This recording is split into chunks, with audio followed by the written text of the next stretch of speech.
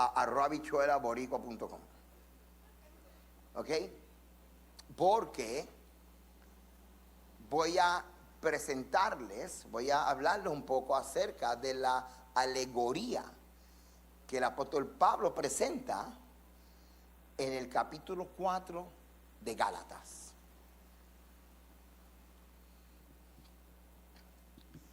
Y una de las partes de la Biblia que más difícil se le hace a la gente es las cartas de Pablo, que en mi carácter personal son de mis favoritas, y por eso es que he estudiado tanto para entender a Pablo, porque es de mis favoritas. Y sin embargo, es una de las partes de la Biblia de mayor reto. Una de las razones por la cual las cartas de Pablo son de grande reto es porque no se considera quién es el que está leyendo la carta. La audiencia. No se considera quién es la audiencia. No se considera por qué se escribe una carta. Todos los que aquí hemos escrito una carta sabemos que nos movió un propósito específico de escribir una carta. Entonces estamos leyendo una carta, por ejemplo, como el de Gálatas, y si no podemos contestar la pregunta de por qué él hizo esta carta, jamás, créeme, jamás, nunca va a venir Yeshua y todavía tú estás mirando para el lado. Jamás vas a entender la carta de Gálatas. La otra razón por la cual las cartas de Pablo son un poco como que difíciles es porque Pablo habla,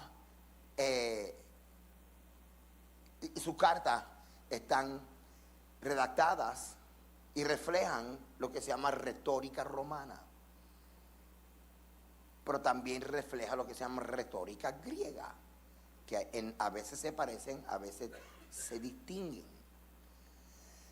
Y también habla como todo un judío. Así que imagínate un hombre que está escribiendo y de repente el estilo de la escritura es retórica griega,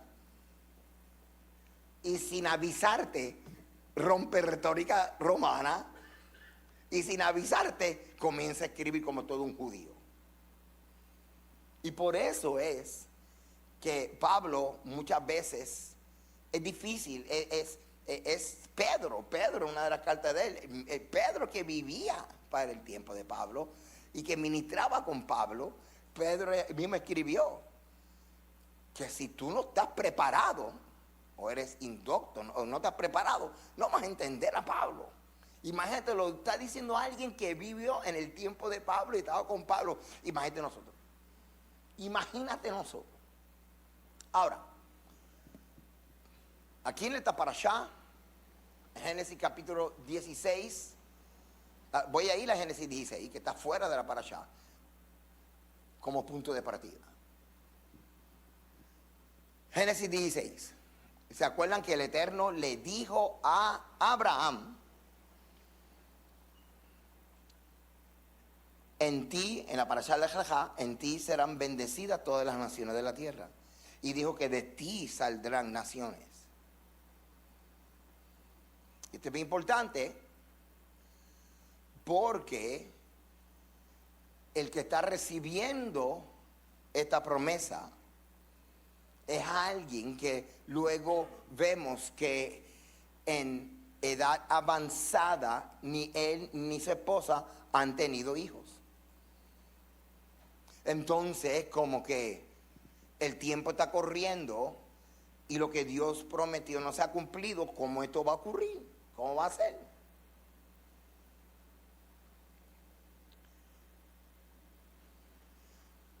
Génesis 16:1. Sarai, mujer de Abraham, no le daba hijos.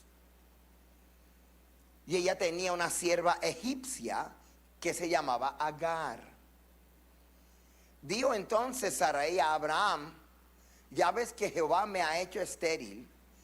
Te ruego pues que te llegues a mi sierva, quizá tendré hijos de ella.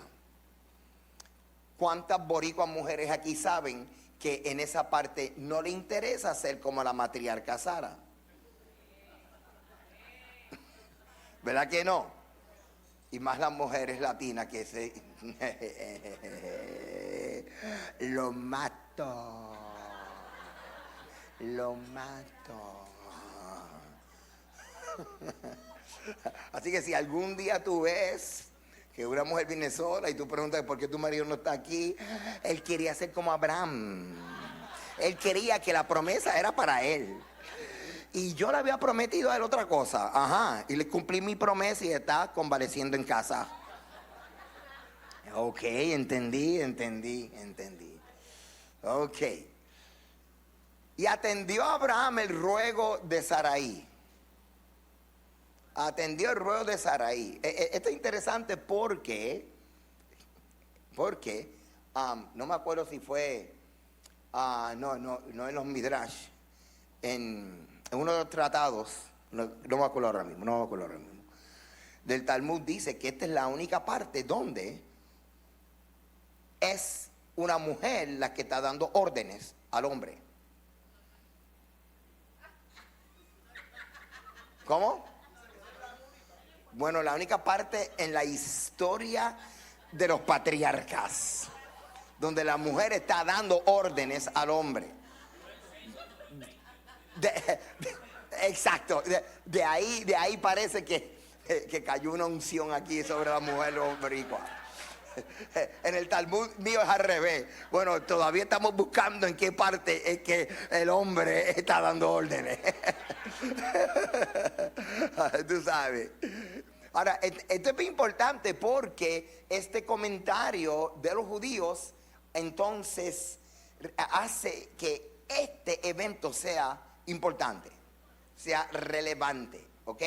Entonces, dice, al cabo de 10 años que y Sarai, mujer de Abraham, tomó a Agar, su sierva egipcia, al cabo de 10 años que había habitado Abraham en tierra de Canaán. Ahora está interesante, yo lo había enseñado una vez, porque se daba el término de los 10 años para ver si daba luz.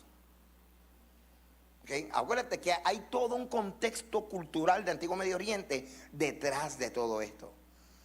Abraham, Isaac y Jacob son los que se llaman los patriarcas de Israel. ¿Ok? Pero ellos no eran judíos. Así que el contexto cultural y religioso de ellos no es el contexto judío. Es el contexto de Antiguo Medio Oriente. ¿Estamos claros con eso? Ahora, claro, tú vas a oír en el judaísmo que dicen que Abraham fue el primer judío, porque, y escuchen esto por favor, y esto yo lo explico en el video avanzado, y el mes que viene en el otro video lo voy a explicar más profundo. Porque para poder reconciliar algunas cosas que no cuadran en la escritura, por ejemplo, cuando Abraham le dice a su siervo Eliezer, búscate a un pariente mío acá en Harán, porque no quiero que Isaac se enamore o se case o se mezcle con alguna mujer de Canaán. No te voy a decir todos los detalles para que veas el video, pero en el Midrash dice que Abraham le dice a Eliezer, búscate una chica de mi prima, de mis familiares, porque no quiero que mi hijo se mezcle con ninguna cananea. Y el Midrash dice, porque Dios en el futuro ordenará en Deuteronomio que no se mezclen. Ahora esa es la explicación que da el Midrash, porque Abraham está dando unas instrucciones basado en un mandamiento que se va a dar cientos de años después. Entonces, ¿cómo se reconcilia eso? De la misma forma, ¿cómo se reconcilia decir que Abraham, que era de Mesopotamia, es judío? Pues entonces lo que dicen en el judaísmo es que eventualmente él se iba a convertir al judaísmo. o que eventualmente se iba a reconocer la identidad religiosa de los patriarcas como los primeros judíos. Ahora, realmente de la literatura judía, los Midrash, el Talmud, hacia los patriarcas, le aplican muchas cosas judías, pero no eran judíos. Eso tiene que estar claro, porque si tú quieres entender el estilo de vida y por qué Abraham, Isaac y Jacob vivían como vivían e hicieron muchas cosas de lo que hicieron, tienes que considerar dos cosas: el contexto de su cultura antiguo Medio Oriente y las intervenciones divinas que ocurrieron, donde el Eterno le hablaba y tal cosa. Por ejemplo, la circuncisión era parte de la cultura de antiguo Medio Oriente. Lo que pasa es que unas tenían unas aplicaciones. En Israel vino con una aplicación muy específica y era el de ser la señal del convenio de Abraham. Pero esas son cosas aisladas y específicas que podemos identificar en cuanto a la relación de los patriarcas con mandamientos que todavía no se habían dado, porque los mandamientos se dieron cuando salieron de Egipto. Así que cuando nosotros miramos la vida de Sara y miramos a Abraham y Jacob, para poder entender las cosas que están ocurriendo y lo que ellos dicen, tenemos que estudiar el Antiguo Medio Oriente. Tenemos que estudiar las culturas, especialmente de los hititas y los cananeos. Así que sí se daba un espacio de un tiempo, y se cree que, y hay literatura, no mucho, pero por lo menos dos fuentes, que sí habla de por lo menos 10 años. Si a los 10 años no daba un bebé, pues entonces se podía intentar reclutando a una de las sirvientas como concubina, etc. ¿Ok? Así que yo decirle eso nada más te hace sentido por qué aquí dice que pasados los 10 años. Porque tiene que ver con la forma en que en la antigüedad manejaban el tiempo de espera. ¿Cuándo es que yo voy a entonces intentar tener un hijo, un descendiente, aparte de mi esposa, con otra mujer? Ok, entonces dice, y verso 3, y Sarai, mujer de Abraham, tomó a Agar, su sierva egipcia, al cabo de 10 años que había habitado Abraham en tierra de Canaán, y la dio por mujer a Abraham, su marido.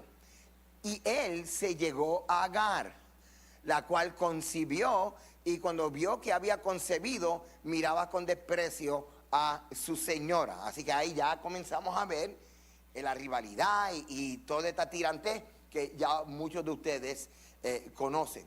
¿Ok? Pero lo que... entonces Sarai dijo a Abraham, mi afrenta sea sobre ti.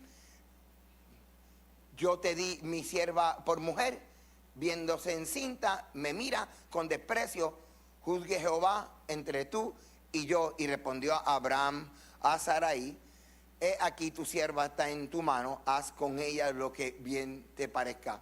En otras palabras, sí, nena, lo que tú digas. Y como Sarai la afligía, ella huyó de su presencia. ¿Ok? Vamos a ver. En el 1925 se hicieron unos descubrimientos. Se llaman las tablas de Nuzi, por el área de Irak. Está por aquí más o menos fue. Por esta área aquí. ¿Ok? Y se descubrieron estas tablillas.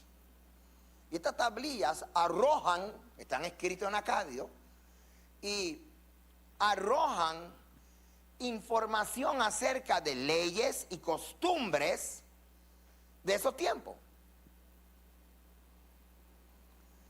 De hecho, describen cómo la adopción de un heredero por parte de parejas sin hijos, así como la práctica de que una esposa infértil entregue a una esclava para tener descendencia. Así que lo que estaba haciendo Sara era una costumbre y una práctica legal. como no es costumbre, no es práctica legal de nosotros, a nosotros nos escandaliza. Acuérdate, hermano, cada cultura tiene algo que se llama valores.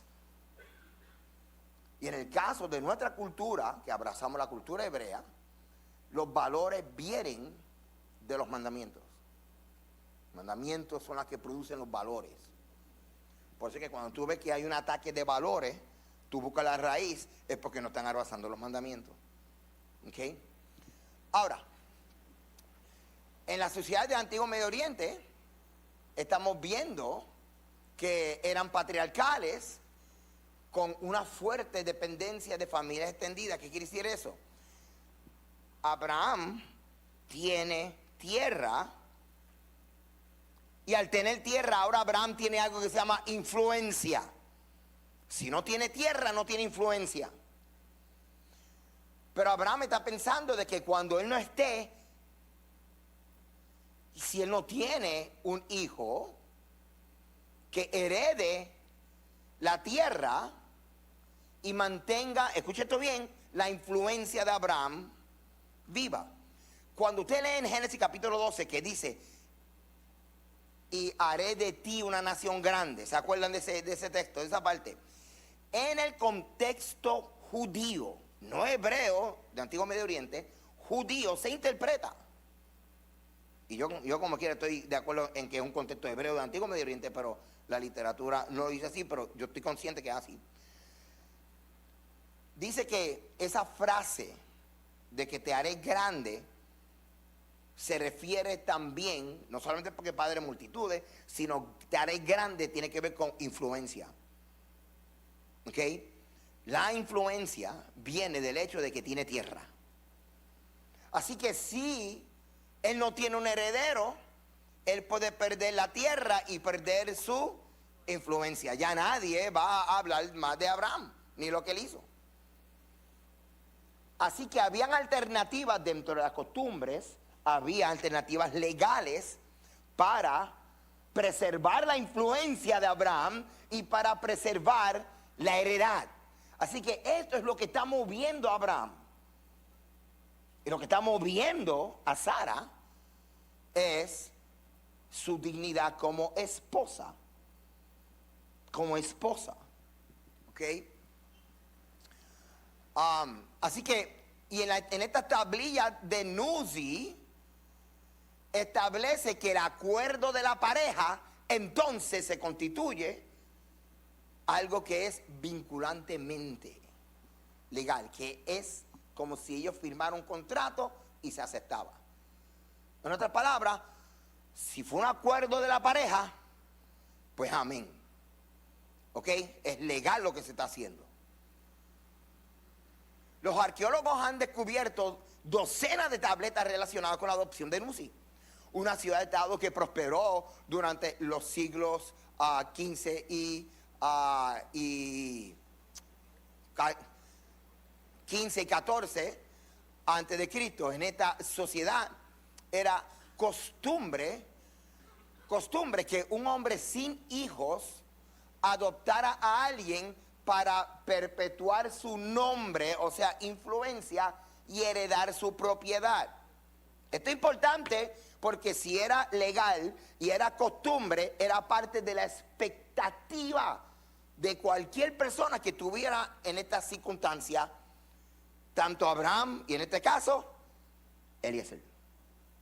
O sea, tenemos que ubicarnos ahora, porque a veces en la narrativa hay personajes que están envueltos en la narrativa y como que no sacamos el tiempo de traerlo al escritorio y estudiar su relación con lo que está ocurriendo. Este tipo de arreglo se encuentra documentado en la tablilla de Nuzi, que describen costumbres legales relacionadas con la adopción y el uso de siervas como sustitutas en el caso de infertilidad. Así que estas prácticas legales también estaban presentes en las culturas vecinas como la hitita, aunque de forma menos documentada. Así que a través de la adopción, esta persona se convertía en hijo y heredero a cambio de cuidar de su padre. Así que Eliezer estaba aquí. Génesis capítulo 15.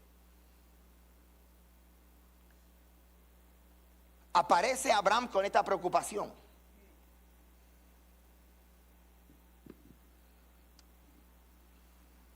Claro, te estoy poniendo aquí la fuente. Este libro es excelente. Patriarchal Family Relationship y Tablet from Kirkuk. Kirkuk es el sitio donde se encontraron estos lugares. ¿Okay? Ahora, habiendo dicho esto, por eso es que este contexto nos ayuda a entender cosas de la Biblia. Porque mira lo que dice en Génesis capítulo 15. Mira lo que dice en Génesis capítulo 15. Respondió Abraham: Señor Jehová, ¿qué me dará siendo así que ando sin hijo y el mayordomo de mi casa es este Damaseno Eliezer? Mira que no me has dado prole, y aquí que será mi heredero, ¿quién? O sea que él está pensando en qué. Si yo no logro tener un hijo, voy a tener que proceder a qué. Adoptar a Eliezer para que me cuide a mí. Acá él se va a quedar con todo, me va a cuidar a mí, pero se va a quedar con todo. Ahora, si esto estaba en la mente de Abraham, ¿qué te dice a ti que no estaba en la mente de Eliezer? Así que imagínate, y la Biblia dice de que el Eterno, Génesis capítulo 24, había bendecido mucho a Abraham.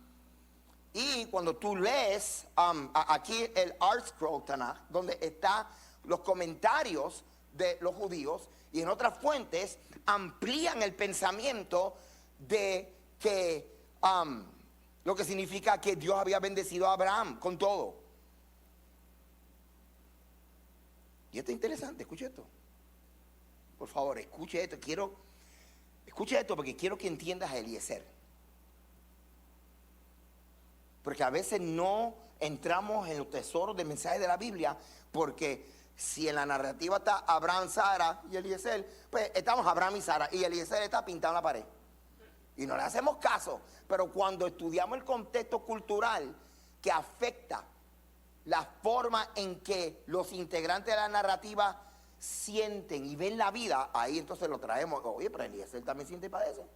Y si él sabe esto, miren esto. Según la tradición judía, e infiriendo lo que se dice de Eliezer, Eliezer era un sirviente que mientras el Eterno iba prosperando y bendiciendo a Abraham, Eliezer iba subiendo de nivel en cuanto a su posición en la casa.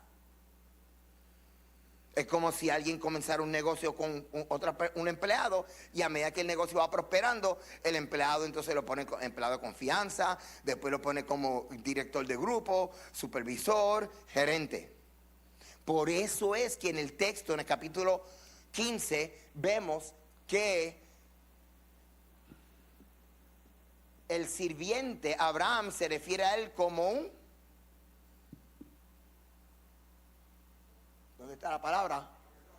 Ay, como un mayordomo. ¿Están viendo? Esto es importante. Entonces, ¿qué hacen los judíos? ¿Qué hacen los judíos? Los judíos entonces dicen que... Es que no quiero decirte todo porque si no me voy a ir del tema.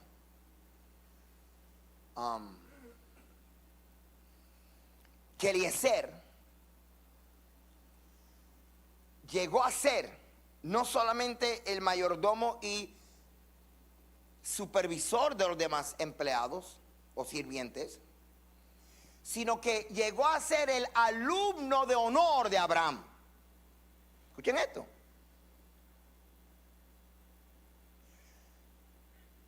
Al describir a Eliezer de esta forma, se puede entender que este muchacho era un muchacho que está, y estoy citando literalmente como dice la literatura judía, específicamente, creo que en Sanedrín, no me acuerdo ahora mismo, que mientras él absorbía la sabiduría de Abraham, él iba creciendo y madurando.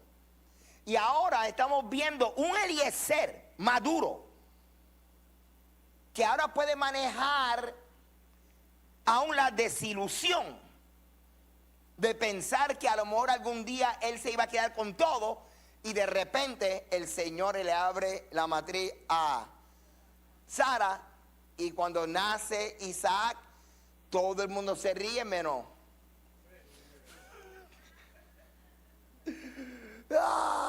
Estamos infiriendo, pero los judíos te lo presentan de esta forma y te invitan a considerar a Eliezer a lo mejor como a alguien que fue leal y fiel, aunque no recibió muchas cosas que su mente pudo haberle pensado que le tocaría. Esto es bien importante, porque a veces nosotros nos hacemos de ilusiones. Mira, el negocio está prosperando, ahora yo voy a ser el próximo gerente. Y entonces vienen y ponen a otra persona. Y ahora tú estás depresivo 6 meses. Y, ¿pero qué te pasó? Sin embargo, Eliezer, a pesar de que no se quedó con la herencia, vemos que aún hace el juramento de lealtad a Abraham, de buscarle esposa a Eliezer. En el Midrash te dice que Eliezer tuvo que bregar con la cuestión esta de que, ok, pues como nació Isaac, la herencia no es mía, pero vamos a ver si Isaac se enamora de mi hija. Y como quiera, la bendición se queda en la familia, eso lo dice el Midrash. Pero no, cuando él está pensando, a lo mejor es para mi nena, a lo mejor es para mi nena, Abraham viene y dice, Eliezer, y aquí es. Vamos a casar tu nena con la... Ajá, Eliezer, dime.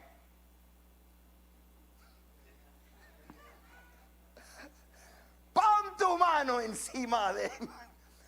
Lo dijo, en la literatura lo dice bien lindo, ponlo debajo de mi muslo. En el Midrash dice, júrame por el Brit Milá. 3 dijeron, nadie dijo amén. Yo lo entiendo, yo sé. Yo sé que hay una cuestión cultural muy íntima, oscura. Ok. Mire, hermano, entonces, Eliezer pudo haber, o sea que tú no me llamaste a mí para que tu hijo se case con la mía. Tú lo que quieres es que yo haga un juramento agarrando, poniendo mi mano debajo de tu... ¿En serio? Algún día ustedes van a ver el Midrash como yo lo estoy presentando, ¿ok? Mira hasta dónde, y él hizo el juramento, y él fue, y buscó a la muchacha, impidió que Isaac se enamorara de un cananita, y aún que se fue para allá, y él cumplió. Así que, ¿qué podemos aprender de Eliezer? Lealtad al Eterno y a su amo, aunque las cosas no eran como él esperaba. 3 dijeron amén. Así que los judíos dicen que esa lealtad al Eterno y a Abraham vino por la sabiduría que él recibió de las enseñanzas de la Torá que Abraham le daba.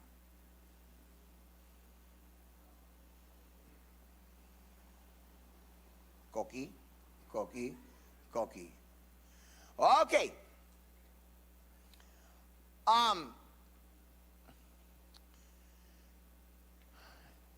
En la cultura judía y la cultura hebrea, cultura antigua Medio Oriente, se consideraba la esterilidad una maldición. Por eso es que el conseguir a una mujer que pudiera dar hijos al esposo era un alivio, porque así los ojos déjame de estar mirando a esta mujer, y entonces decían, ok, Dios ha visitado este hogar. Ok. Y en el Tratado Nedarim habla acerca de los 4 casos donde se considera una persona muerta. Además del leproso, se considera una mujer estéril como alguien que está muerto.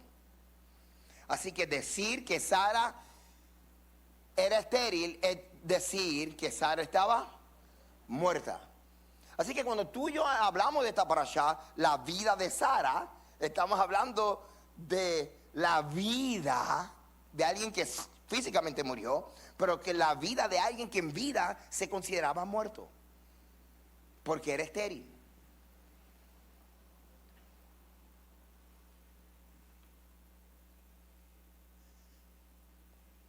Ahora viene Pablo y se saca de la manga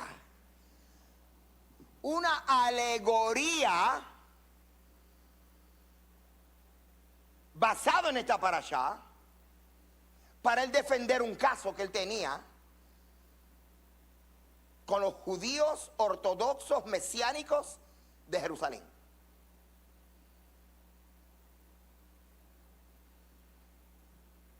Y no me pregunte la vuelta que el tipo hace, porque estamos hablando de Pablo.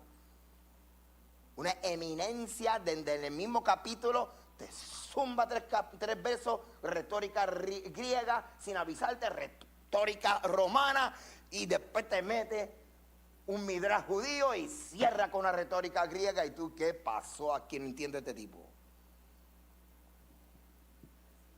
Miren esto. Gálatas capítulo 4.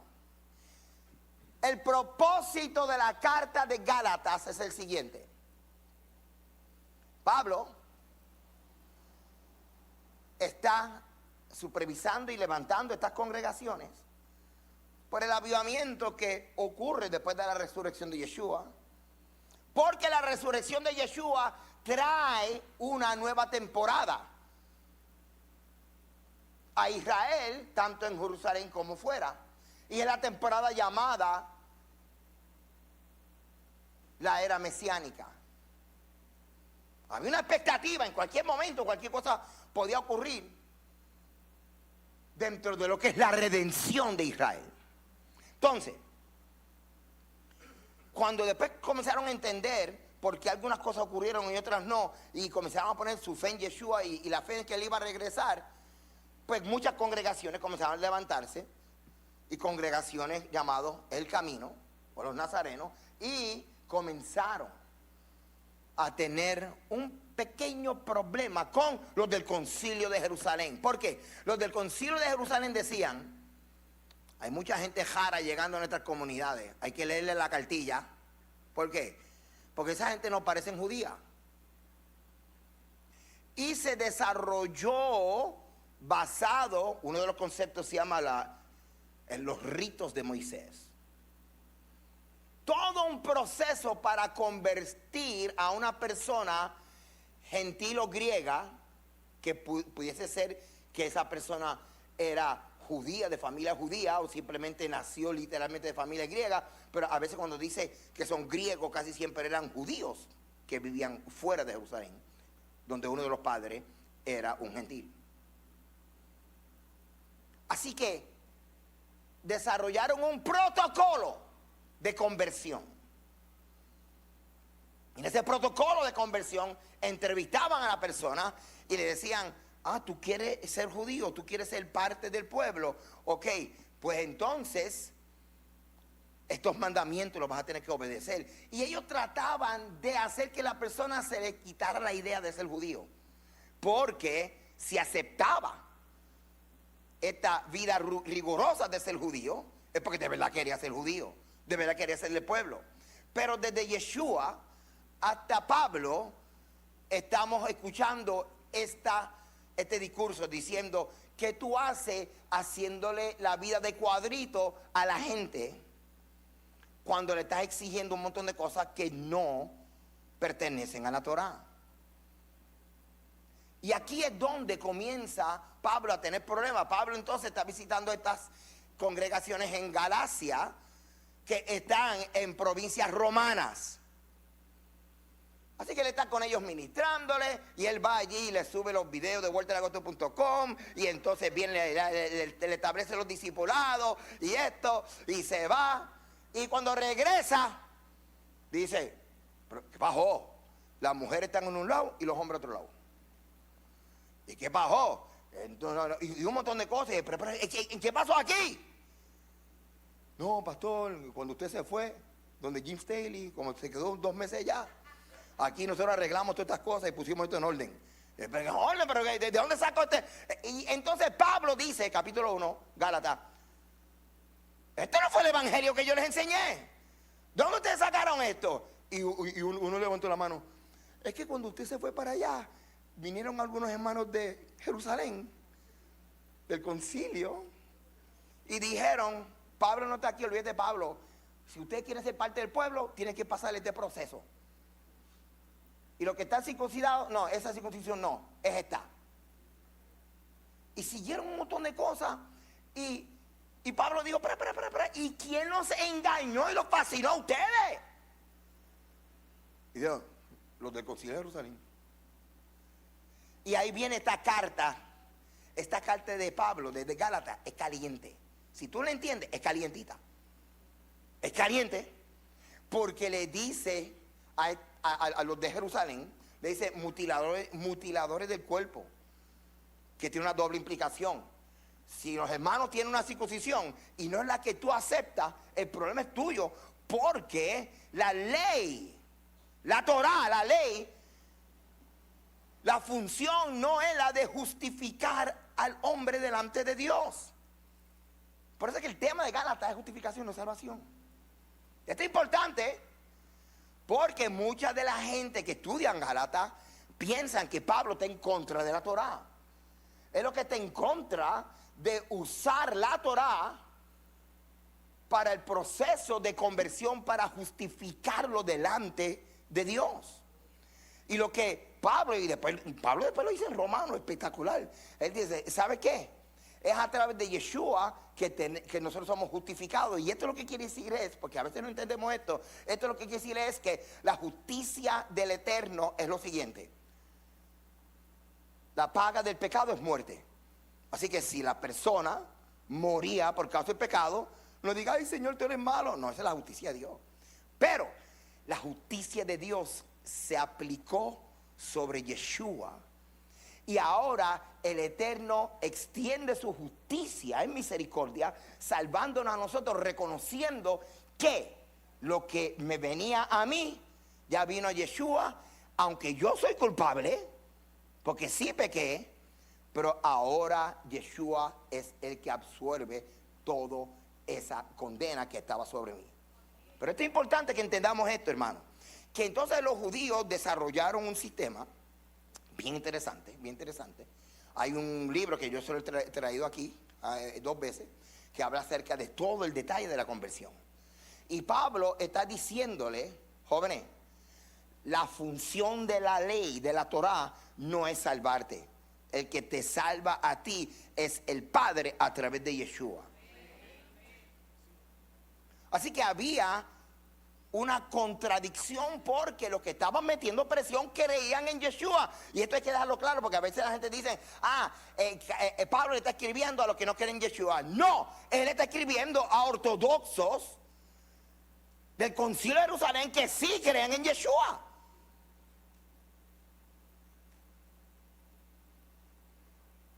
Pero para que tú veas cómo a veces por no tener una teología compartida, es ahí donde estaba la cuestión de que si entendemos lo que ocurrió con Yeshua, entendemos que no hay, te lo voy a poner bien a la bichuela, no hay religión que me ayude a mí a presentarme delante de Dios justificado. Por eso es que en las oraciones nosotros decimos que nos presentamos no en nuestra justicia, sino por los méritos de Yeshua. Porque si no, Padre, me presento delante de ti con los 2 certificados que yo tengo en el judaísmo. Señor, yo tengo 7 discipulados de Pastor Volter, tengo 15 discipulados y me presento. No, tú puedes tener todo, pero tú quieres realmente presentarte delante del Eterno como el Eterno espera que usted protocolariamente se presente. Usted se presenta delante del Rey del Universo y se presenta en el nombre y por los méritos de Yeshua el Mesías. Cuando tú haces eso, tú reconoces, no es por mí que yo estoy delante del juez. Esto es bien importante. Ahora, tengo que traer esta aclaración porque la gente cogen esta alegoría de Gálatas y esbaratan la Torá. Y viste, ya yo no tengo, Pablo está diciendo que ya yo no tengo que obedecer la Torá. No, no, no. Aquí lo que está ocurriendo es que Pablo está poniendo claro la función de la Torá, que no es salvarte. Aunque Pablo después dice que para que nosotros guardemos y cuidemos la salvación. ¿Y cómo es que tú la cuidas? Con la Torá. 3 dijeron a 1000 veces, pero la función de la Torá no tiene el poder, ni aún dentro de lo que son los sacrificios del templo, no tiene proveer ni provisión para sacar de en medio lo único que impide que el ser humano more con Dios y viva para siempre con Dios, que es la muerte. El único que quitó la muerte es el Padre cuando levanta a Yeshua de entre los muertos. Se cumple lo que dice Oseas: muerte, yo seré tu muerte. Y Pablo, las chicas lo cantaron ahorita: oh muerte, ¿dónde está tu aguijón? ¿Dónde está sepulcro tu victoria? Pero eso no lo hizo la Torá, eso lo hizo el poder de Dios. ¿Te acuerdas cuando Yeshua está en la cruz? Y cuando Yeshua está en la cruz muriendo, esas 6 horas, ¿qué salmo él está pensando y citando? Vamos a ver. Muy bien, excelente. Gloria a Dios. Menos mal que esto no está en vivo y que nadie está viendo esto por las naciones. ¿Ok? ¿Cuál es el salmo? ¿Qué? El 22. ¿Quién dio el 22? Un aplauso a Nancy, la única que estudia aquí. Yo sé que algunos lo sabían, pero no quieren decir. Okay. Ahora, está importante porque en ese salmo Yeshua dice: no dejarás que mi cuerpo vea qué corrupción. Yeshua cuando dijo no dejará que mi cuerpo, él lo que está diciendo es: tú me vas a levantar dentro de los muertos. O también en el contexto judío más extremo, no dejará que pasen 3 días sin que me levante. ¿Ok? Ahora, ¿quién es la garantía de que Yeshua iba a ser levantado de los muertos? ¿La Torá o el poder del Padre?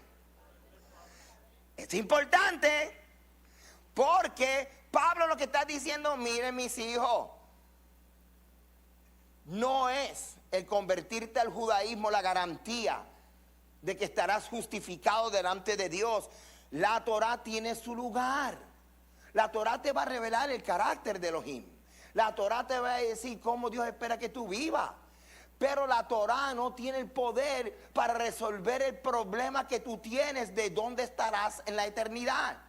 La Torá no puede quitar la muerte. Así que no es tú decir que una cosa es mala y la otra no. La Torá tiene su función y su limitación. Pablo está hablando, además de la Torá, que lo dice en su escrito, la ley. Pablo está hablando de otra cosa que se llama la promesa. La promesa es otra forma de decir la manifestación de, escuché esto bien, de la fidelidad de Dios. La manifestación de la fidelidad de Dios o el poder de Dios. Así que cuando tú y yo leemos la alegoría de Pablo, tú tienes que ver 2 cosas. Él está hablando de la ley, la función de la ley. Y está hablando acerca de la promesa, que es otra forma de decir la manifestación de la fidelidad de Dios o el poder de Dios. Habiendo dicho esto, mira lo que dice Pablo aquí: decidme lo que queréis estar bajo la ley. ¿No habéis oído la ley? Porque está escrito que Abraham tuvo 2 hijos, uno de la esclava. ¿Quién era la esclava? Agar. Y el otro de la libre. ¿Quién era la libre? Sara. Muy bien. Pero el de la esclava nació según la carne, mas el de la libre por la promesa. Ok. Ya le está estableciendo la forma en que él quiere que tú veas a Agar y la forma que tú veas a Sara. Sara se le va a llamar la libre y Agar la. Ok. Ahora, dice, lo cual es una que. Él lo está diciendo, mira, estoy haciendo una alegoría. Y dice que él está estableciendo los 2 pactos. El pacto del monte Sinaí y el nuevo pacto a través de ¿quién? De Yeshua. Jóvenes, ¿cuántos se acuerdan? Por lo menos si usted tiene más de 23, 24 años se va a acordar de esto. El lema de Panasonic, anticipando el futuro. Pero sabe que todos los jóvenes lo iban a decir.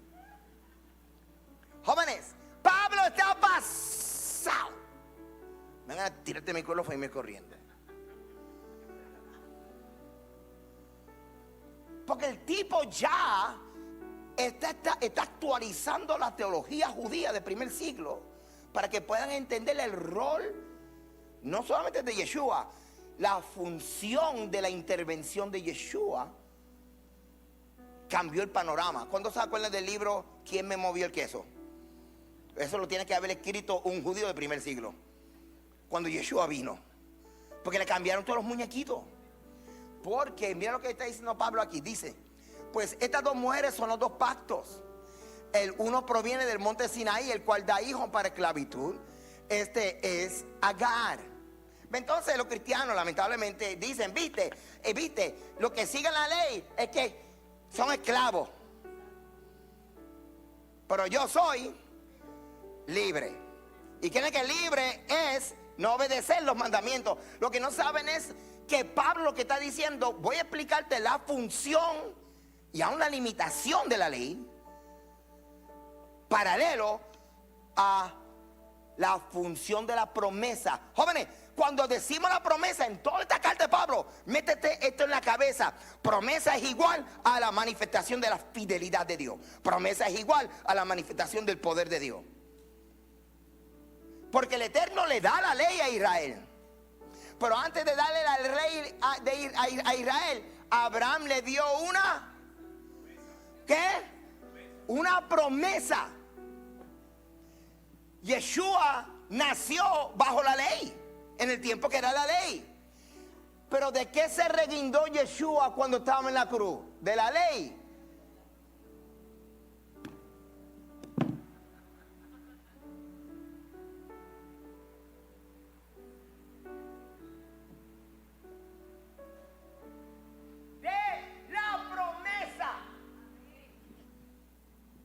Miren esto. Yo quisiera tener todo el sábado para explicarte esto.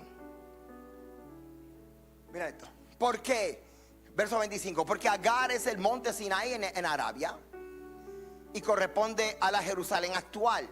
Pues esta junto con sus hijos está en esclavitud. Mas la Jerusalén de arriba, la cual es madre de todos nosotros, es libre. Porque está escrito, mira, este tipo está pasado. Él coge a Agar y a Sara y entonces coge este midrash de un escrito, incluye en su alegoría, es un midrash, un escrito que era de las lecturas de consolación. Regocíjate, oh estéril, tú que no das a luz. Prorrumpe en júbilo y clama, tú que no tienes dolores de parto, porque más son los hijos de la que, o sea, más son los hijos de esa Sara que en un momento dado era estéril. Ahora, ¿cómo rayos Abraham va a ver con sus ojos que él iba a ser padre de multitudes cuando su esposa es estéril?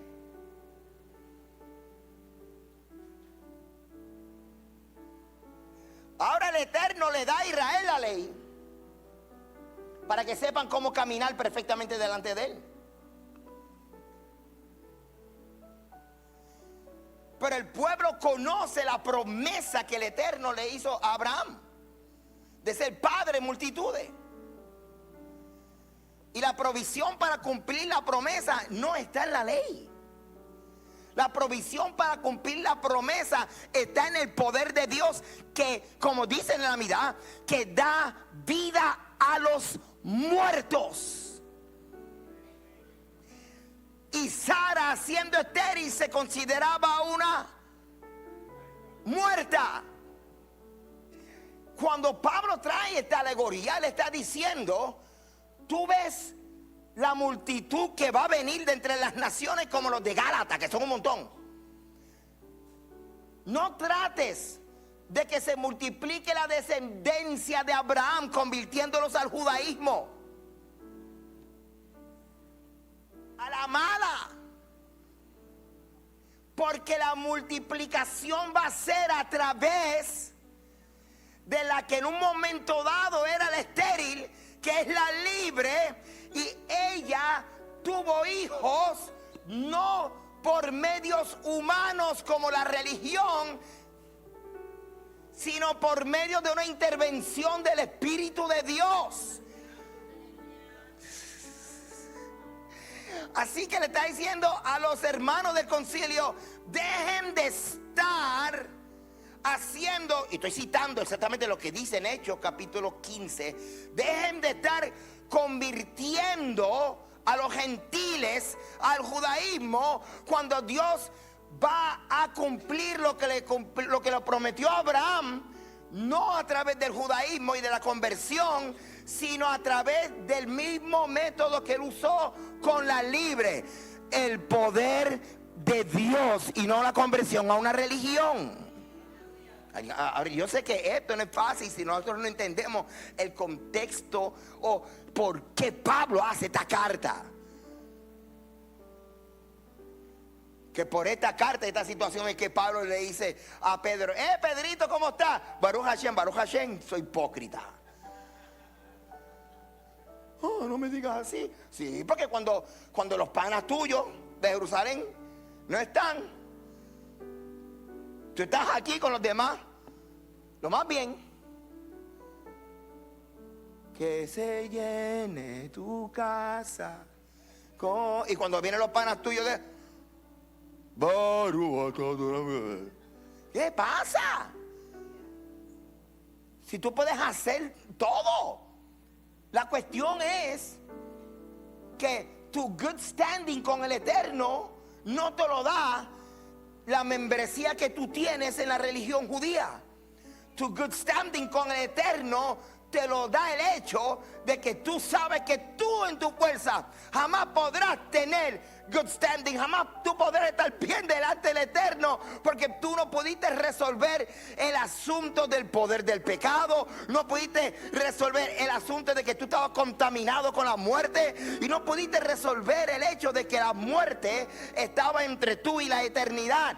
Todo eso el Padre lo resolvió por ti con la sangre de Yeshua, con el poder de Dios. Lo levantó y ahora dale, corre a la presencia de Dios. Pero que no se te olvide, no es por tus méritos, es por los méritos de Yeshua. Por los méritos de Yeshua, ahora corre, vamos, corre al altar, corre a la presencia del Señor. En libertad tú eres hijo de la libre.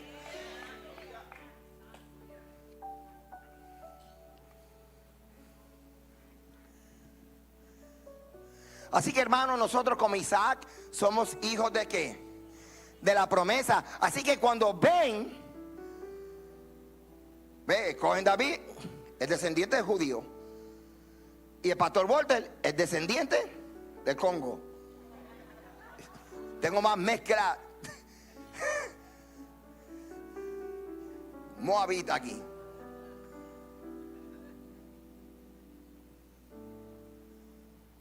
O sea que la gente me ha preguntado, porque a veces la gente dice: oh, Dios, moré, las naciones, tipo tiene que ser como un levita o no.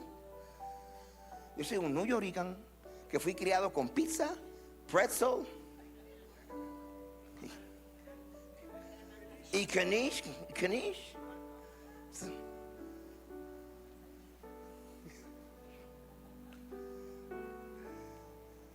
Así que voy a decir como Pablo: por la gracia de Dios es que soy lo que soy. Por la gracia de Dios es que tú eres lo que tú eres. La religión no busques. Ahora tienes que entender la función de la Torá. La Torá te va a decir cómo tú vivir para Dios. Son las condiciones del convenio. Así que, hermanos, somos hijos de la promesa. Ay, Dios mío, es que yo quisiera tenerte a las 6 de la tarde aquí. Hijos de la promesa. En el judaísmo hay un concepto que se llama the sons of inheritance, los hijos de la herencia. Y los hijos de la herencia, hay unos midrash bien interesantes que establece lo que son los discípulos, los hijos de Abraham y de Balaam. Y lo que están presentando y lo que están en el judaísmo como que tirando, diciendo, mira, Baruch Hashem que somos judíos, pero no descanses en eso. Por eso Pablo viene y dice en Romanos, ¿quién es el verdadero judío? Como dice Cohen, food for thought. Mira esto. O sea, hay muchas frases, muchas líneas. Acuérdate que el tipo te va a hablar en retórica griega, romana, pero también va a hablar como un fariseo. O sea, tú tienes que estar pendiente. Y si tú no entiendes esa nomenclatura, ese lenguaje, tú no lo vas a identificar aquí. Entonces, jóvenes, hijos de la promesa. Eso es para estar todo el sábado aquí hablando de nada más de esto. Porque hijos de la promesa tiene que ver cómo es que todas las naciones terminan siendo hijos de Dios. Como Jayo. Boom, mira. Pero como entonces el que había nacido según la carne perseguía al que había nacido según... ¡Wow! ¡Padre! Con permiso. Señor, tú te has pasado. Mira, padre, ven acá. Mira lo que estoy viendo aquí, Señor. Dime, Walter. Él le está diciendo a los ortodoxos de Jerusalén, así como el hijo de Agar estaba persiguiéndonos a nosotros, usted está enchavando a nosotros, exigiendo que si no se convierten al judaísmo, no son parte de Israel, el Israel que está regresando. Entonces, así que hermanos, nosotros como Isaac somos hijos de la promesa, pero como entonces el que había nacido según la carne perseguía al que había nacido según el espíritu, él está diciendo, como ustedes que nos están persiguiendo a nosotros, así también, ¿cuándo? Ahora. Mas, ¿qué dice la escritura? Echa fuera a la esclava y a su hijo, porque no heredará el hijo de la esclava con el hijo de la libre. Entonces tú dices, o sea que Pablo ahora está promoviendo que echen fuera de la comunidad. No. Esto es una alegoría. Pablo, Romanos capítulo 12, trae un consejo que está 3 veces más en su carta. Y el consejo es el siguiente. Se llama la renovación del entendimiento. Entonces, hay una crisis teológica que, aunque usted no lo crea, ha ido resolviéndose poco a poco, porque en toda la literatura judía que habla del Mesías trae cosas más profundas del Mesías.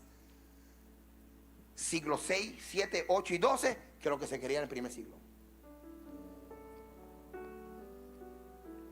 Es como si los judíos, cada vez que descubren cosas más profundas del Mesías, uno dice, es como cuando, ¿cómo se llama este juego? Cuando tú estás tratando de adivinar algo y tú no estás frío, caliente, sí, eso, como que, ¿cómo? Memory. Pues tú lees la literatura judía, especialmente raspando, siglo 12, 13, entre los árabes que comenzaron a traducir literatura judía a árabe. Y cuando hablan del Mesías, es como si estuvieran describiendo a Yeshua. Y tú, ok, entonces. Y están así. ¿Qué te dice a ti eso? La revelación de Mashiach siguió desarrollándose y madurándose desde el primer siglo todavía hasta el siglo 13, 14. Jóvenes. ¿Qué fue? ¿En qué consistía la preocupación de Abraham al no tener hijo? Que iba a perder su tierra y perder otra cosa. ¿Qué? Influencia. La influencia de Yeshua de Nazaret seguido en forma implícita en la literatura judía.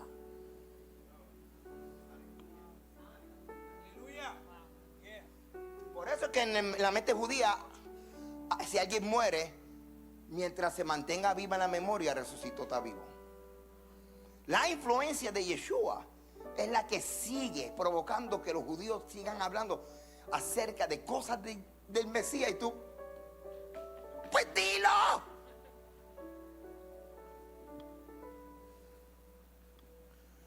Ay, no tengo.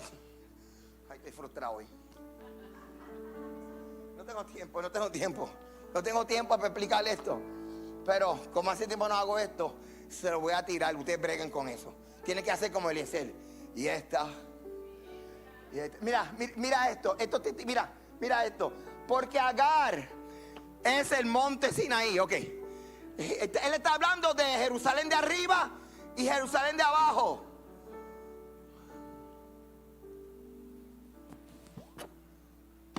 Vamos a leer todos juntos Hebreos 12, 22 al 24. Fuerte, 1, 2, 3.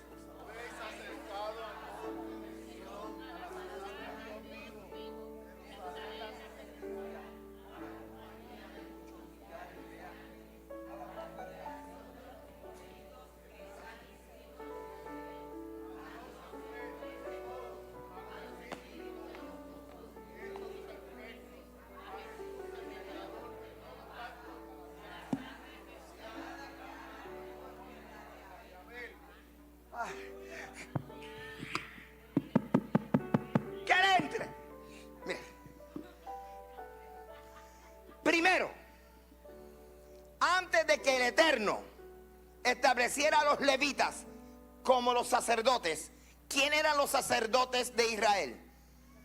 ¿Lo qué? Mira lo que Yeshua está haciendo. Padre de la gloria. Cogen, dame quieto con el concepto cogen que me volaste la cabeza. Ok, miren esto. Pablo está diciendo, prepárense para una restauración teológica que nos acerque cada vez más al huerto del Edén. Porque una cosa es la congregación que se produce de la Jerusalén de abajo y la otra es la congregación que se produce de la Jerusalén de arriba. Una cosa es la congregación que sale tipo Agar produciendo Ismael según la carne, medios humanos, religión, y la otra que es la de arriba, que es la del espíritu. Una te lleva a seguir esclavizado a la religión, la otra te lleva a restaurarnos en la dirección del huerto del Edén. Jóvenes, la congregación de los primogénitos es otra forma de decir Israel, como en el primer caso antes de pecar, donde cada primogénito de cada casa era el sacerdote. Pero tú y yo no entendemos lo que Pablo está diciendo. Tú y yo no entendemos lo que está ocurriendo, porque no estudiamos las escrituras. Creemos que Shabbat es un culto.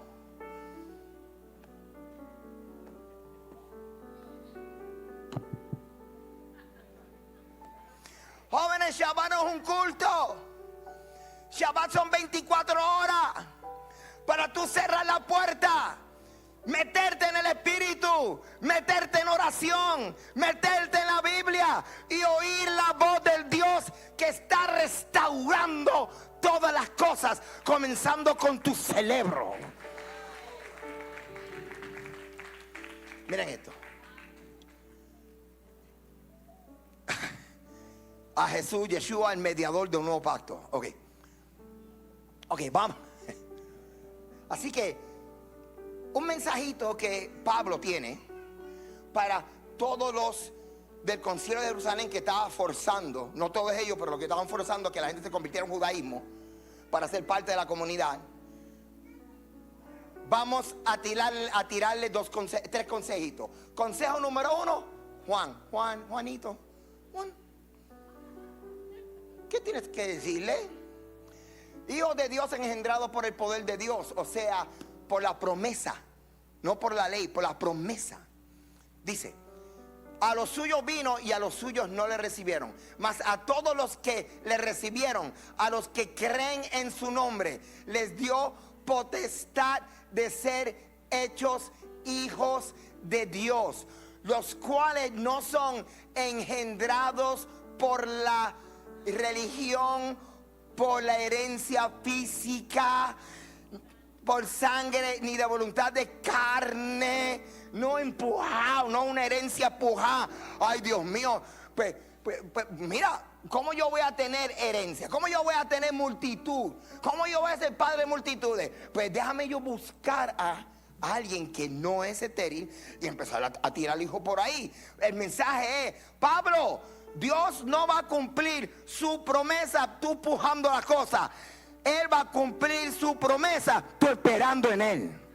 3 dijeron amén. Pero es que la matriz de esta mujer está cerrada. Eso no es tu problema. ¿Por qué? Porque yo la voy a abrir. Ahora, dale. El problema tuyo es que tú no sabes la función de la ley y la función de la promesa. La ley es para que tú la obedezcas. La ley es para que tú sepas cómo conducirte delante de Dios y los hombres. Pero las promesas es para que tú creas en mi poder y esperes, porque lo voy a hacer. 3 dijeron amén. Los demás, ok. Juan el Bautista, mira lo que dijo, Juan 3:8. Hacer frutos de arrepentimiento y no comencéis a decir dentro de vosotros mismos: tenemos a Abraham.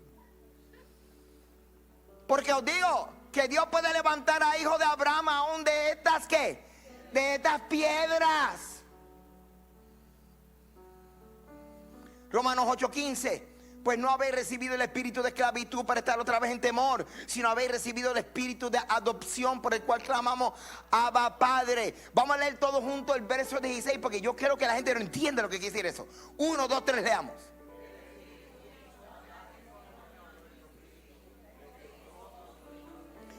Levante la mano los que creen en Dios. Ok, bájalo. Levante la mano los que creen que Yeshua es el Mesías. Ok. Es imposible que usted crea esto si Él no te abre los ojos. Ok. Levante la mano los que creen que son hijos de Dios. ¿Ves? Es imposible que tú lo creas si no fuera por Él. Entonces, ¿por qué tú andas haciendo cosas para ser hijo de Dios? Déjame yo hacer esto, déjame yo meterme en esta religión para yo ser hijo de Dios. ¿Sabes qué? La misma revelación que te hace levantar las manos y decir: yo creo en el Elohim de Israel. La misma revelación que te hace a ti levantar la mano: yo creo en Yeshua el Mesías y que el Padre lo levantó de los muertos. Es la misma revelación del Espíritu que te hace creer: yo sé que yo soy hijo del Dios Altísimo a través de Yeshua y por ende descendiente de Abraham.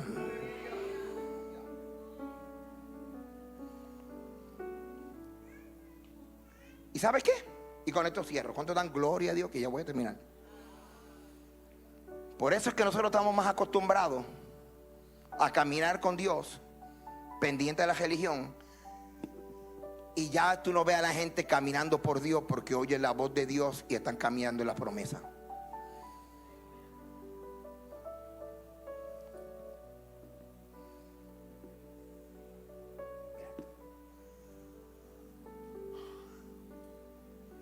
Romanos 9:8. Vamos a leerlo todos juntos. 1, 2, 3, leamos.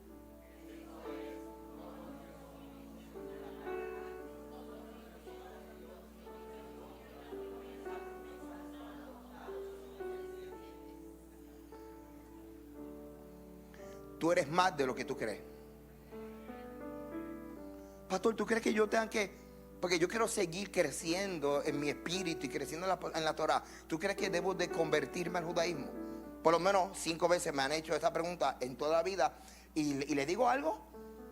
Los entiendo porque yo lo había pensado.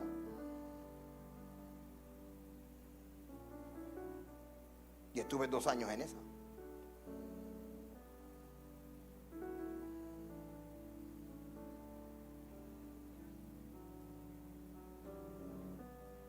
La religión puede producir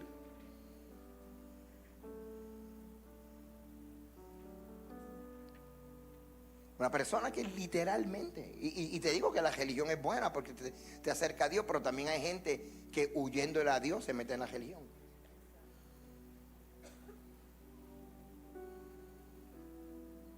Pero ya tú no ves la gente convencida de que son hijos de Dios.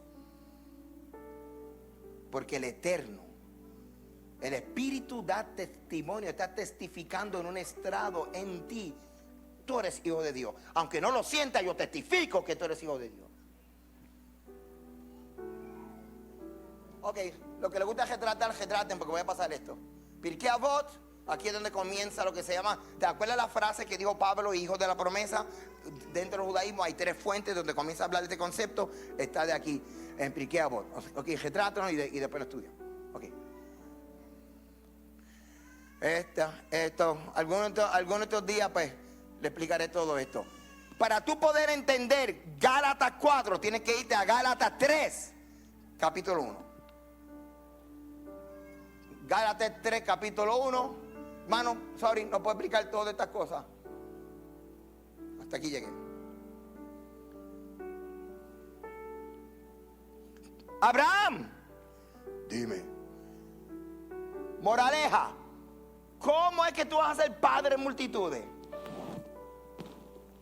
Acostándote todas las noches con Agar y pujando la cosa. No. Tienes que confiar en mí. Y para bendición, Sara no fue la única estéril.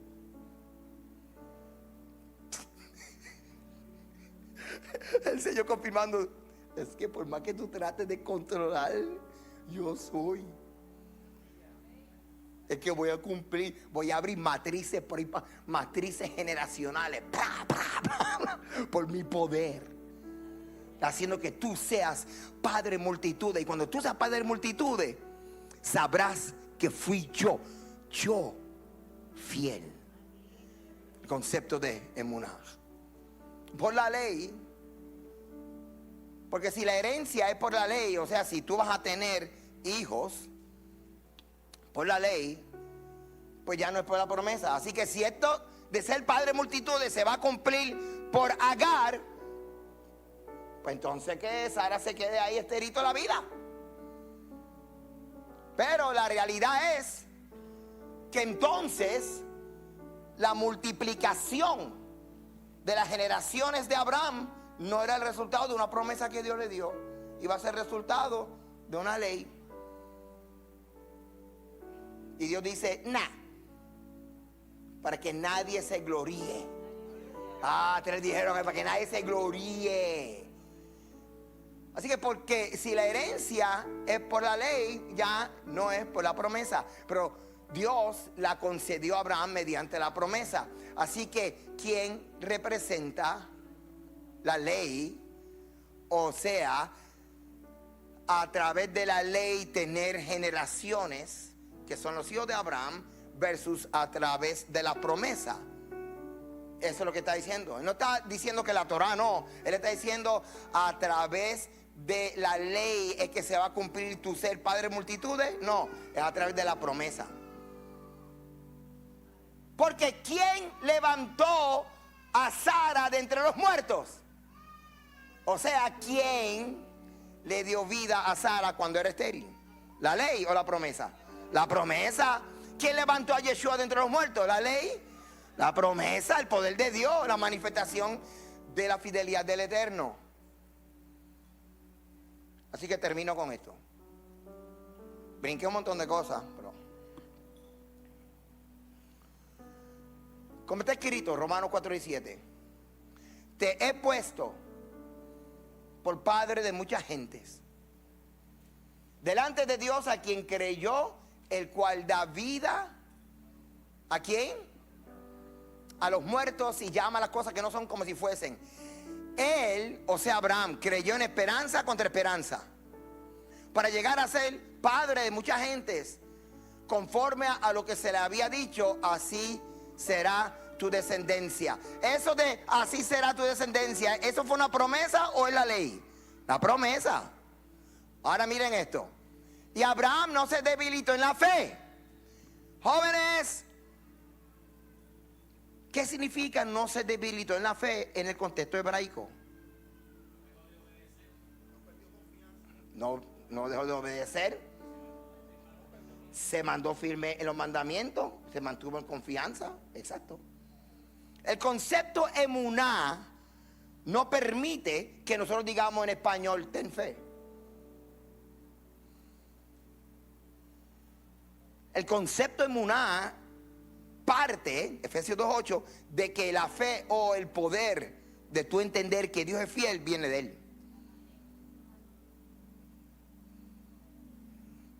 Así que cuando la Biblia dice que no se debilitó en la fe, otra forma de decir que se fortaleció, lo que estamos hablando es que la fe es la misma. El que crece eres tú. La revelación de la fidelidad de Dios es la misma. Aquí la parte dinámica no es la fe.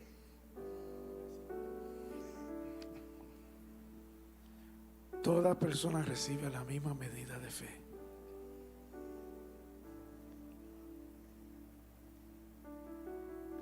Ay, yo quisiera que la fe fuera bien grande. No.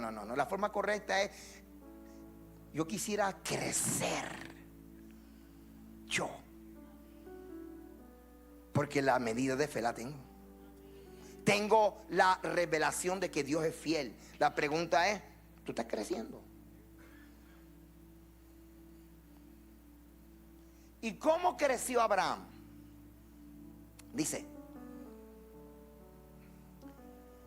al considerar su cuerpo como que ella estaba muerto, siendo casi de 100 años, o la esterilidad de la matriz de Sara, tampoco dudó por la incredulidad de la promesa de Dios, sino que se fortaleció en fe. O sea que él siguió creciendo, consciente de que Dios es fiel. Él siguió creciendo. ¿Y cómo él crecía? Dice, dando gloria a Dios. ¿Qué significa dar gloria a Dios en el concepto hebraico? Y aquí es donde cerramos. Y cuando yo le explique, usted da 3 vueltas al parking y regrese. Dios es fiel. Ahora yo voy a comenzar a crecer. La misma medida de fe, está claro, pero yo sé que tengo que crecer. ¿Cómo yo sé que tú estás creciendo? ¿Qué significa crecer en la fe? Abraham lo experimentó y lo logró dando gloria a Dios. ¿Qué significa eso? ¿Cantando coritos? No. Dando gloria a Dios en el concepto hebraico es lealtad. Pero es lo que está, este es el thought process. Así le está pensando. Oye, tú me prometiste que seré padre de multitudes.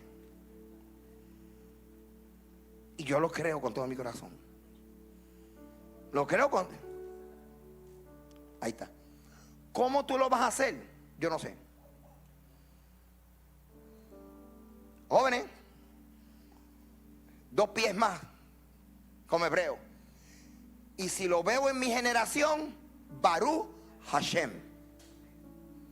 Y si no lo veo en mi generación, Baruch Hashem. ¿Cómo es que se da gloria a Dios como un hebreo? Y mientras se da gloria a Dios como un hebreo, uno crece. La fe no crece, soy yo que crece. ¿Cómo? Dando gloria a Dios. ¿Cómo se da gloria a Dios? Padre, yo no sé cómo va a ocurrir, pero tú eres fiel.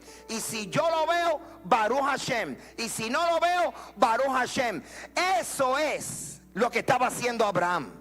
Por eso es que los judíos enseñan, y esto yo lo digo ya una vez, ellos creen en que la promesa del Eterno tiene un cumplimiento generacional. ¿Y saben qué? Todavía Dios le está cumpliendo a Abraham. Porque hay gente no solamente de Israel, sino de Puerto Rico, la República Dominicana, Colombia, de todos los lados. y estamos provocando que se haga el inventario de las arenas del mar y las estrellas del cielo. ¿Sabe por qué? Porque Dios es fiel y la influencia de Abraham, como el de Yeshua, está vivo cada vez que se levanta un gentil de entre las naciones y dice: Shema Israel Adonai Eloheinu Adonai Echad Baruch Shem Kevod Malchut Leolam Vaed. Es el Dios que te dice a ti en esta mañana: tú no estás aquí por la religión. Tú eres un hijo de la promesa. Tú estás aquí porque yo prometí que tú ibas a estar aquí. Tú no estás aquí conmigo. Yo prometí. Y no importa todo lo que haya pasado en tu vida. La vida de nadie aquí es fácil. La vida de nadie aquí es perfecta. ¿Pero por qué estás en el Shabbat? Porque soy fuerte y enfocado. Ok, querete esa. Estás aquí porque Dios es fiel.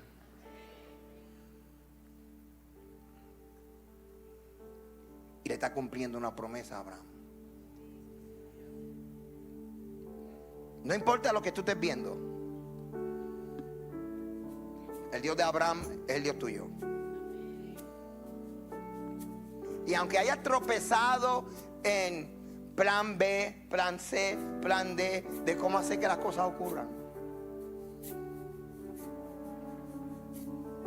y no ves resultado, hoy es un buen día para regresar y decir: ok, Señor,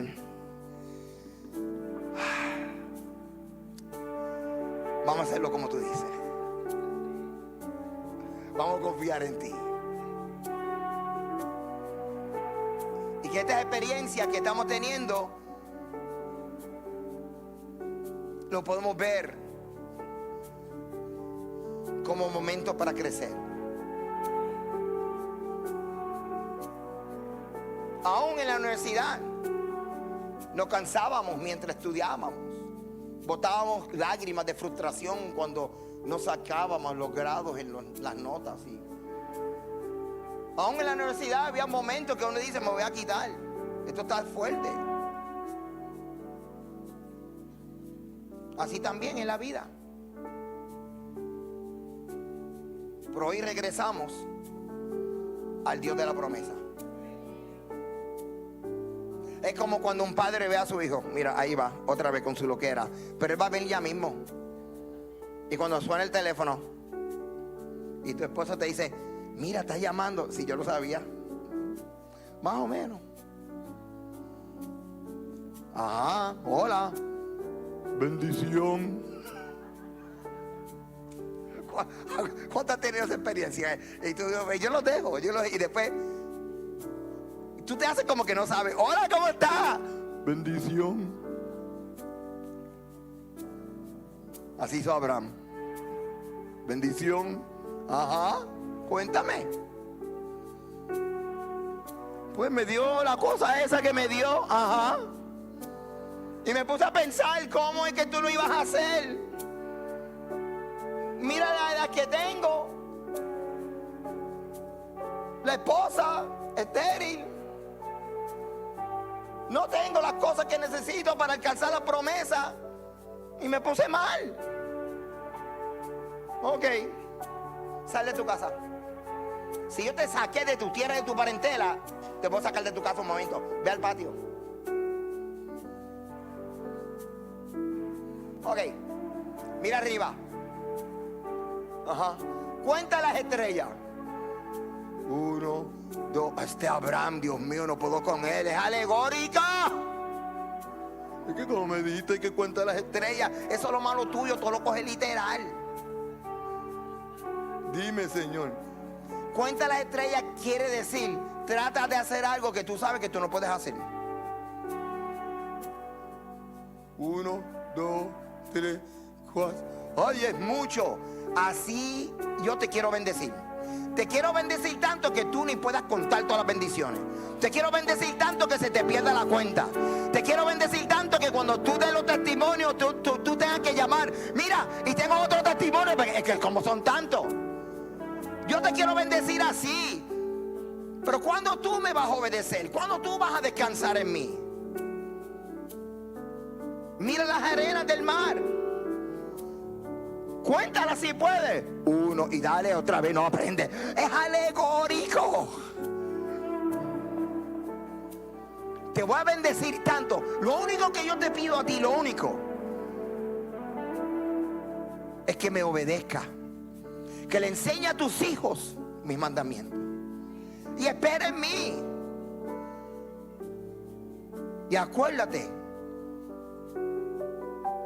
que el Dios que promete cumple. Pero si en la dificultad tú no ves que las cosas están ocurriendo, aprende a alabar a Dios como los hebreos. Alabar a Dios como los hebreos es: no sé cómo lo vas a hacer, pero sé que lo vas a hacer. Y si mis ojos no lo ven, lo verán mis hijos. Así que desde ahora, no importa lo que sea, desde ahora, Baruch Hashem. Levanta tu mano al cielo. Levanta tu mano al cielo. ¿Cuántos aquí tienen razones para esperar en Dios? Yo tengo razones para esperar en Dios. Yo tengo razones para esperar en Dios. Yo. ¿Sabes por qué? Por mis hijos. Por mis hijos. ¿Cuántos aquí tienen hijos? ¿Cuántos aquí tienen hijos? Todo esto era por Abraham. Todos los que tienen hijos. Todos los que tienen hijos. Todos los que tienen hijos, Dios tiene un plan con tus hijos. Si tiene un plan contigo, tiene un plan con tus hijos. Si tiene un plan contigo, tiene un plan con tus hijos. ¿Cómo Dios va a tener algo contigo y no con tus hijos? El Dios que tú y yo servimos, un Dios generacional. Aunque tú veas a tus hijos lejos, Dios lo ve cerca. Los hijos de la promesa, los hijos de la promesa. ¿Dónde está el corazón de este pueblo? Vamos a regresar a Dios. Vamos a regresar a Dios, hermanos. Seamos humildes. Vamos a regresar a Dios. Vamos a regresar al Espíritu de Dios. La Biblia dice: ¿quién le enseñó los mandamientos a Abraham? La Biblia dice: Abraham oyó la voz de Dios. Vamos a oír la voz de Dios. Vamos a oír la voz de Dios cuando Él te diga: cuenta las estrellas, cuenta la arena. Vamos, sal de tu casa. ¿Cuántas cosas están perturbando tu mente? ¿Cuántas cosas están contaminando tu mente? Tienes que purificar tu cerebro. Tienes que purificar tu corazón. Vamos a regresar a Dios. Vamos a alabar a Dios. Vamos a confiar en Dios. Vamos a confiar en Dios. Vamos a ser como los niños que confían en su papá. La vida no es perfecta. La vida no es fácil. Pero no permitas que las cosas que han ocurrido en tu vida impidan que hoy confíes. La vida no es perfecta. La vida no es fácil. Pero no permitas que las cosas que te han ocurrido te roben la oportunidad de hoy confiar en Dios. Sencillo, pero es para ti. Sencillo, pero es para ti. Vamos, recibe eso en tu espíritu. Recíbelo en tu espíritu. Confía en Dios. Vamos a confiar en Dios. Él es el que sana. Él es el que sana todas nuestras dolencias. Él es el que nos levanta. Él es el que nos fortalece. Él es el que restaura nuestras vidas. Dios no es Dios de muertos. Él es un Dios de vivos. Vamos a querer.